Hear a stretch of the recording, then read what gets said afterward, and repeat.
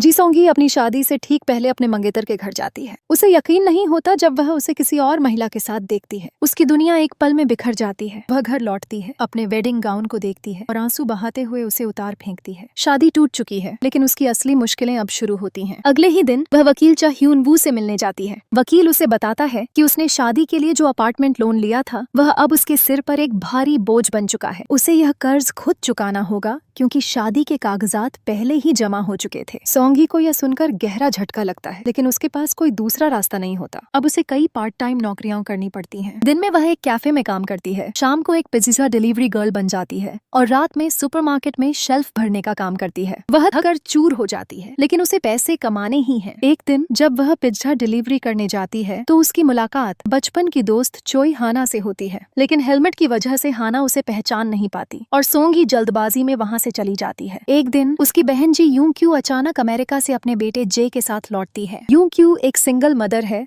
और कुछ दिनों के लिए सोंगी के साथ रहने की बात कहती है। सोंगी के लिए यह एक और जिम्मेदारी बन जाती है क्योंकि अब उसे एक छोटे बच्चे की देखभाल भी करनी पड़ती है। जब सोंगी जे को स्कूल छोड़ने जाती है तो वहाँ उसकी मुलाकात फिर से हाना से होती है। जैसे ही जे उसे माँ कहकर पुकारता है, हाना चौंक जाती है। वह समझती है कि सोंगी का एक बेटा है और वह उसकी असली स्थिति नहीं जानती।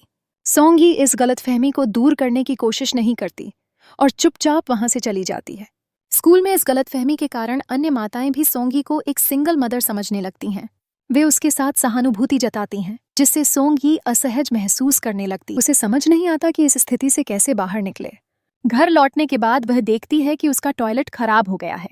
वह ऊपर के पड़ोसी से मदद मांगने जाती है, लेकिन जब दरवाजा खुलता है तो वह हैरान रह जाती है। सामने उसका पूर्व प्रेमी खड़ा होता है।